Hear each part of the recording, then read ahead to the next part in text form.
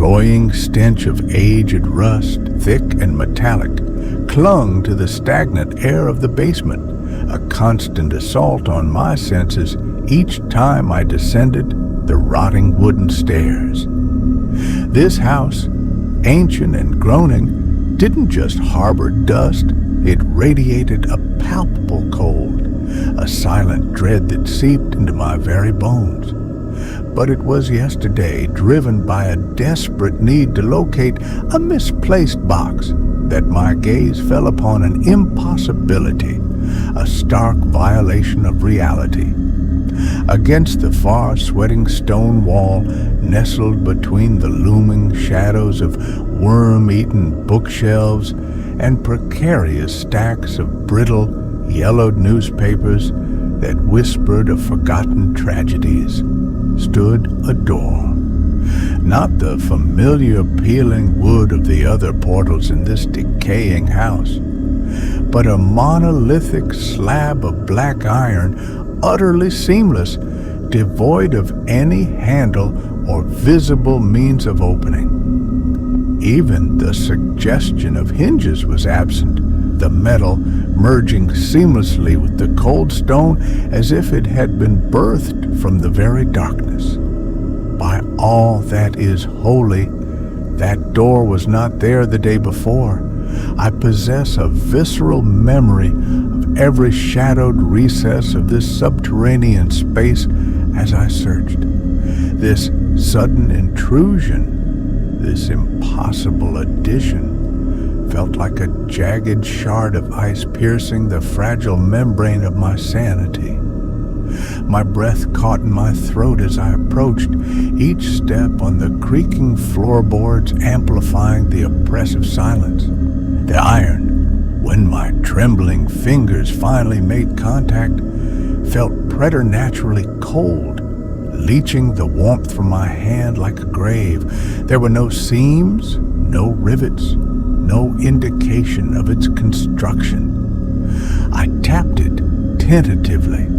The sound that echoed back was a deadened thud, the resonance of a sealed tomb. What unholy thing lies entombed within? My mind screamed, a cold tendril of terror snaking around my heart. That night, sleep offered no sanctuary, only a relentless barrage of nightmares, endless twisting corridors that smelled of decay, and whispers just beyond the threshold of hearing. The next morning, even the bitterest coffee couldn't dispel the oppressive image of the iron door etched onto my eyelids. I was compelled to return to the basement, drawn by a morbid curiosity that warred with a rising tide of fear. It remained, a silent, obsidian sentinel in the gloom. Days bled into nights, each marked by my increasingly frantic attempts to breach the door's unyielding surface. I heaved against it, my muscles straining, only to be met with cold, unmoving resistance. It was during one such futile effort, my forehead pressed against the chilling metal in a moment of exhausted despair, that I first felt it, a subtle vibration that hummed through the bone of my skull. I recoiled, as if burned. The door pulsed with a faint tremor, a slow rhythmic thrumming like a monstrous heart struggling to beat. Then, from the oppressive silence behind the iron, a sound emerged, not the mechanical whir of machinery, but a dry, rasping scrape, like brittle claws dragging across rough stone. My lungs constricted. What manner of abomination is imprisoned there?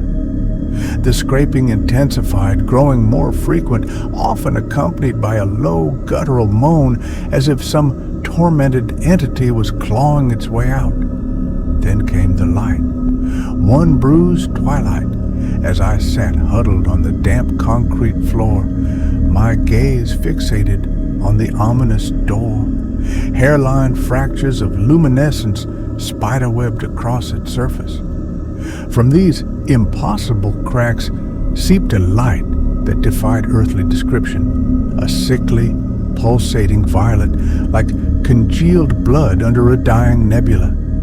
It throbbed softly, a silent, hypnotic beckoning, and then I saw it.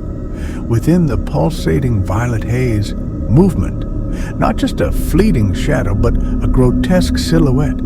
Its form was elongated, contorted, limbs stretching and twisting in ways that defied anatomy, as if pulled and reshaped by unseen malevolent forces. And the most chilling realization, I felt its gaze, a cold, predatory focus that pierced through the iron and into my very soul. I stumbled backward, a strangled cry escaping my lips, my heart hammering against my ribs like a trapped bird. I didn't comprehend what lurked behind that accursed door, but a primal terror, ancient and visceral, shrieked that it was a thing of pure, unadulterated evil. Sleep offered no escape. My nightmares grew more vivid, more invasive. I saw myself standing before the iron door, but the basement was no longer familiar. The stone walls were slick with a black, viscous slime, the air thick with the cloying perfume of decay. Then the door creaked inward, soundlessly, revealing not a passage, but a swirling vortex of inky blackness punctuated by countless crimson eyes that stared, judged, and hungered. And from the abyss, a skeletal hand, its fingers elongated into sharp, brittle points, reached out, grasping at the empty air. I would jolt awake, drenched in icy sweat. The phantom image of the iron door burned onto the inside of my eyelids. The scraping and moaning now echoed in the waking hours, faint at first, then growing in insistent volume, seeping through the floorboards, a constant reminder of the horror festering beneath me. One rain-lashed night, driven to the brink, I descended the stairs once more. The single bare bulb cast long, writhing shadows.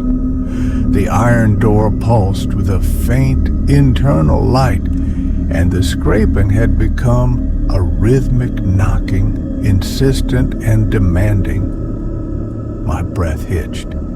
Slowly, I approached and pressed my ear against the cold iron. This time, amidst the knocking and moans, I heard a whisper, fragmented words laced with unimaginable suffering. Then my own name, drawn out with unbearable sorrow.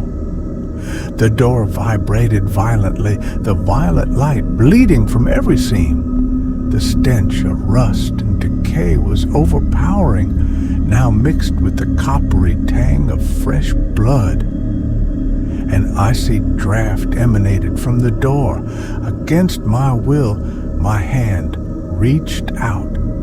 My fingers brushed against a crack that had widened. With a sickening grind, the door shuddered and swung inward, revealing a pulsating void of violet mist, reeking of putrefaction. And within it stood a figure of pure nightmare, gaunt, impossibly tall with burning crimson eyes. Its face was a shifting horror. It reached out, its fingers morphing into dripping claws. A piercing, unearthly shriek tore through the silence. My scream died in my throat. My feet were rooted. The figure glided forward, the icy breath of the grave washing over me. Then it stopped. The door slammed shut with a deafening clang. Silence, more terrifying than any sound. The violet light vanished. The stench dissipated. Only the cold black iron door remained. I stumbled back, trembling. I knew it had seen me. It knew my name, and I knew with chilling certainty that one night that door would open again. The silence that followed was a heavy, suffocating blanket. I backed away, my gaze never leaving the door. Reaching my room, I collapsed onto the bed. The image of those crimson eyes burned into my mind. Sleep offered no solace, filled with violet mist and grasping claws. Days turned into a blur. I avoided the basement, but the faint thrumming persisted. Whispers of local legends about a thin place echoed in my mind. One night, the thrumming was stronger. The air grew cold. A faint scratching came from downstairs. Fear pierced my denial. At the top of the stairs, I was drawn down. The air below was heavy with that Swedish stench. The iron door pulsed with an internal light. Etched on its surface were symbols radiating ancient malevolence. As I stared, a low, guttural growl emanated from behind the door. My blood ran cold. Whatever was behind that door was growing stronger, and I had a terrifying feeling that it wouldn't be contained for much longer.